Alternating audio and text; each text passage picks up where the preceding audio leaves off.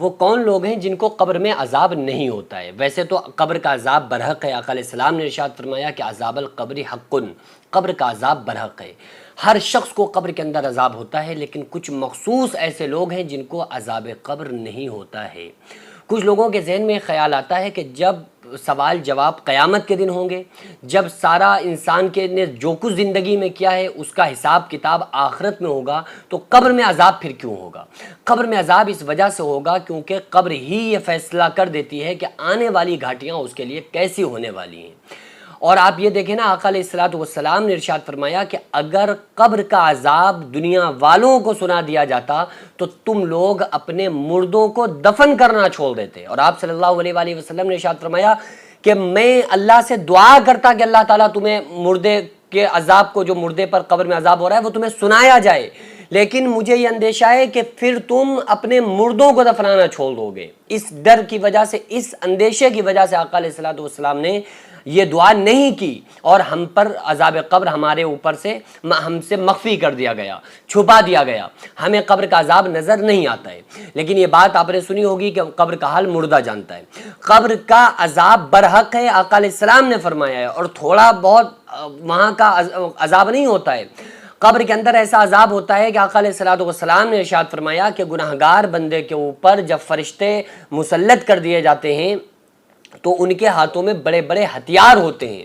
وہ ہتھیار کیسے ہوتے ہیں؟ آقا علیہ السلام نے فرمایا کہ وہ ہتھیار اگر پہاڑ پہ مارا جائے، وہ گرزہ پہاڑ پہ مارا جائے تو پہاڑ تحت الثری ساتویں زمین کے اندر گھس جائے، ساتویں زمین کے اندر چلا جائے، قیامت تک ان کے اوپر چلتا رہتا ہے۔ اتنا خطرناک عذاب قبر کے اندر ہوتا ہے۔ لیکن پھر بھی کچھ خوش قسمت ایسے لوگ ہیں، کچھ ایسے لوگ ہیں جن کو قبر کے اندر عذاب نہیں ہوتا ہے۔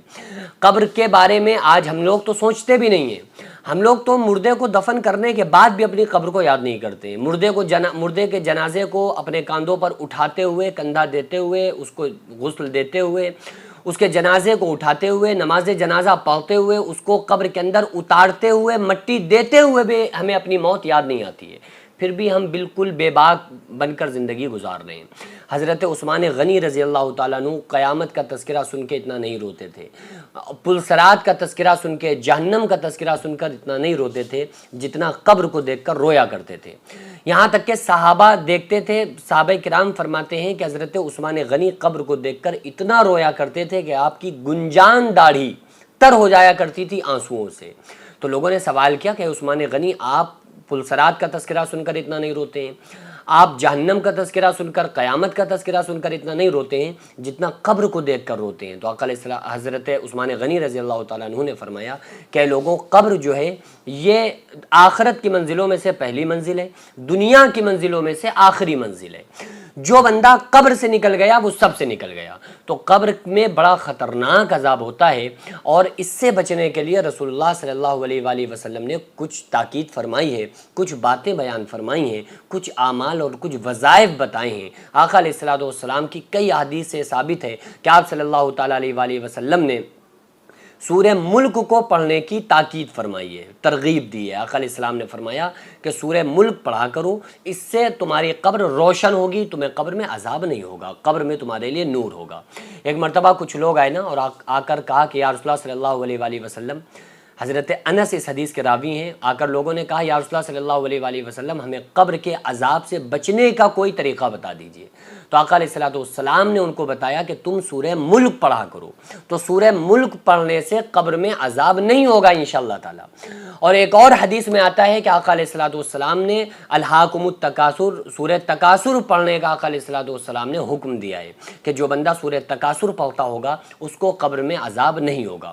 سورہ ملک 29ویں پارے کی سب سے پہلی سورت ہے، تقریباً 2.5 صفحات کی سورت ہے سورہ ملک۔ تبارک الذی بیدہ الملک وہو علی کل شیء قدیر، یہ پوری سورت ہے تقریباً 2.5 صفحات کی۔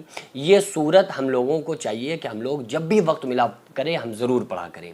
اتنی طویل سورت اگر ہم نہیں پڑھ پا رہے ہیں یا ہمیں وقت نہیں مل پا رہا ہے تو پھر ہم سورہ تکاثر، جو چھوٹی سی سورت ہے اما پارے میں، الہاکم، بسم اللہ الرحمن الرحیم، الہاکم التکاثر حتی زرتم المقابر کلا سوف تعلمون ثم کلا سوف تعلمون کلا لو تعلمون علم الیقین لترون الجحیم ثم لترونها عین الیقین ثم لتسألن یومئذ عن النعیم۔ یہ ایک چھوٹی سی صورت ہے، اس صورت کو پڑھنے سے بھی قبر میں عذاب نہیں ہوگا۔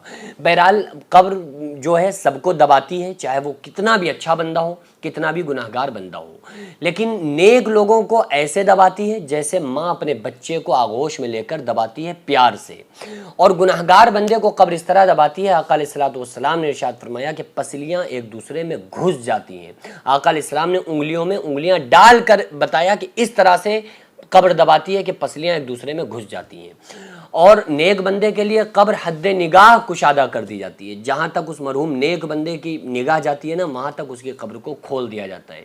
جنت کی خوشبوئیں آتی ہیں، جنت اس کو دکھائی جاتی ہے، جنت کا بچھونا بچھایا جاتا ہے، اور جنت کی اوڑھنی اڑا دی جاتی ہے۔ تو یہ تمام نعمتیں اس کو قبر میں ہی میسر ہو جاتی ہیں۔ لیکن اگر گناہگار بندہ ہوتا ہے تو سب سے خطرناک اس کے لیے موت میسج ہوتی ہے۔ نیک بندے کے لیے سب سے بہترین اور جو سب سے خوشخبری والا اگر کوئی میسج ہوتا ہے تو وہ موت ہوا کرتی ہے۔ یہ سب کب ہوگا؟ اگر ہم نے اللہ اور اس کے رسول صلی اللہ علیہ وآلہ وسلم کو اس دنیا میں راضی کر لیا تو پھر خدا کی قسم بس موج ہی موج ہے، اور اگر ہم نے اللہ اس کے رسول صلی اللہ علیہ وآلہ وسلم کو ناراض کر کے زندگی گزاری تو پھر خدا کی قسم بڑا خوف ہی خوف ہے۔ اس لیے ہم لوگوں کو چاہیے کہ ہم ہر کام کرنے سے پہلے دیکھیں کہ اللہ کا حکم کیا ہے اور رسول اللہ صلی اللہ علیہ وآلہ وسلم کا طریقہ کیا ہے۔ اگر کوئی ہم ایسا کام کر رہے ہیں جو اللہ اس کے رسول صلی اللہ علیہ وآلہ وسلم کے حکم کے اور طریقے کے خلاف ہے تو بالکل اس کام کو نہ کریں، اور ہر وہ کام کریں جو رسول اللہ صلی اللہ علیہ وآلہ وسلم نے ہم کو بتایا ہے۔ اللہ رب العالمین کی بارگاہ میں دعا ہے، اللہ تبارک و تعالی ہم تمام لوگوں کو عذاب قبر سے محفوظ فرمائے۔